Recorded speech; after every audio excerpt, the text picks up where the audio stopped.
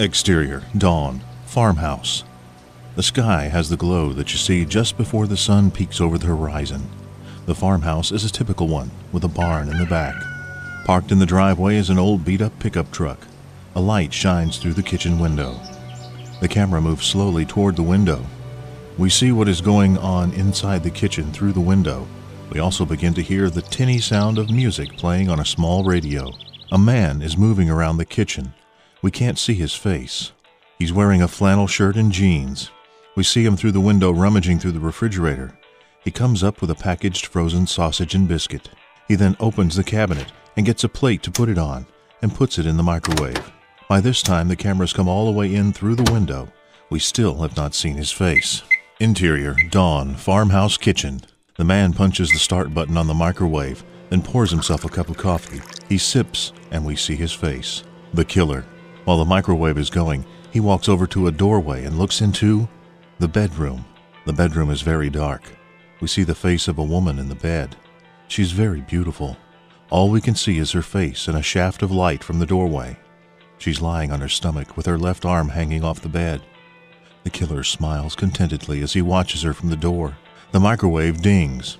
The killer sets his coffee on the dresser, walks over to the bed, kisses the woman gently on the cheek, then pushes back a strand of hair with his hand and looks at her lovingly. The killer then turns, picks up his coffee, and quietly exits, closing the bedroom door. We have the floor angled toward the door as the door closes. Then we see a rivulet of blood run down her hand and drip off her finger. The killer gets his biscuit out of the microwave. He juggles it like a hot potato, blowing on it to cool it. He quickly gobbles it down. The radio has continued to play. He goes over to a closet, opens it, and gets a shotgun and a box of shells off the shelf. Exterior, dawn, the farmhouse. The porch light comes on, and the killer comes onto the porch. He's holding the coffee cup in his left hand. In his right is the shotgun, which he leans against the wall next to the door. The killer sips his coffee and looks out across the field. The sun begins to peek over the horizon. The killer takes a last swig of coffee and sets the cup back inside the door. He reaches behind the door and grabs Jeremy's raincoat and pulls it on. He picks up the rifle, leaving the door to the house open. He opens the door of the truck and puts the gun into the back window gun rack and tosses the box of shells onto the dash. He gets in, closes the door, and starts the truck. He pulls out from the farmhouse onto the country road. As he pulls away, a car is coming from the opposite direction. It pulls into the driveway and an older woman gets out. She eyes the truck driving away curiously. She notices the doors open to the house. She goes inside. Cut to interior, morning, the bedroom. Becky? Rebecca, are you in there? Who's that driving off in your truck? Becky? She pushes open the door to the bedroom. Inside she sees the girl, dead, lying nude, face down on the bed. Her left arm dangles over the side. Starting in the small of her back and spreading around the entire room, and is a spiral pattern of blood. We hear her scream. Her scream dissolves into radio static. Cut to exterior, dawn, highway. The scream dissolved into radio static. We see the killer driving down a lonely two-lane highway, fiddling with the truck radio, trying to tune in a radio station. It's an old radio, and there's lots of static and interference. The killer finally smacks the dash in frustration and shuts off the radio. He comes to a dirt road and turns off the highway. As he drives down the dirt road, we see through the back window several police cars passing by quickly on the highway he just left. He pays them no mind. Cut to the forest. We see the pickup truck parked next to the road at the bottom of a hill as the killer walks up the hill through the trees. He stops at the top of the hill to catch his breath. He reaches into his vest pocket and pulls out a stick of chewing gum and pops it in his mouth. He hears something. The sound of a squirrel can be heard in the distance. The killer grins and starts loading his gun as he moves off. He walks carefully, trying not to make a lot of noise in the leaves of the forest floor. He periodically stops and listens for the sound of the squirrel. When he hears it, he moves off in that direction. The killer looks up a tree nearby and spots the squirrel. He takes aim. The squirrel drops to the ground. He trots over and picks up his trophy. He admires it and puts it in a pouch hanging on his belt. He suddenly goes still and listens. He hears another squirrel in the distance. He grins and heads off to find it. The camera watches as he moves away. We still hear the sound of the squirrel in the distance, as well as his footsteps in the leaves getting quieter. The camera turns 180 degrees and slowly zooms toward the top of the hill.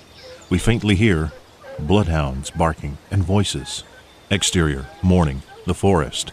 The killer is eyeing the top of a tree. We can still hear the bloodhounds in the distance. He doesn't seem to notice them. He's focused on the squirrel. He raises his gun and fires. The squirrel runs. The killer begins to fire shot after shot, trying to hit the squirrel. He stops. We hear voices in the distance.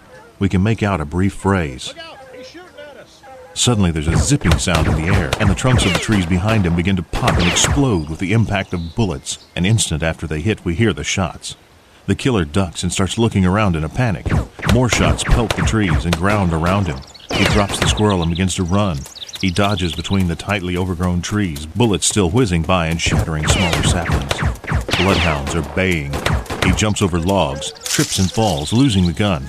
He starts to go back for it, but a hail of bullets resumes and he runs. The killer spots a briar thicket. He heads for it. He crashes into the thicket like a linebacker. The large briars begin to tear at his clothes. The raincoat becomes snagged on a limb. He quickly works his way out of it and leaves the coat snagged in the trees. Jeremy's wallet also falls to the ground. He emerges from the thicket and immediately starts sliding down a steep embankment. He bounces off trees and bushes as he slides down the steep slope. He reaches the bottom and lies in a heap, panting heavily. In the distance, the bloodhounds are baying again. The killer struggles to his feet, takes off running as fast as he can. The howls of the bloodhounds seem to be getting closer. The killer bursts through a stand of trees and skids to a stop. He finds himself atop a high cliff over a river. The bloodhounds are coming closer. He looks over the cliff. It looks like a drop of about 100 feet. He swallows hard. The bloodhounds are coming closer. He looks back in the direction of the bloodhounds. Now he can hear the voices of the men with them. He's headed toward the river. He's got no place to go. The killer takes a deep breath and a couple of steps back and runs and leaps off the cliff. Once in the air, everything goes eerily silent. He falls and falls and falls. After the silence, the splash is like a crack of thunder, and all the sound comes flooding back in. The killer erupts from the water a few moments later, gasping for air. He looks back up the cliff he just jumped from. We hear the bloodhounds. We see a man appear at the top of the cliff and aims a gun.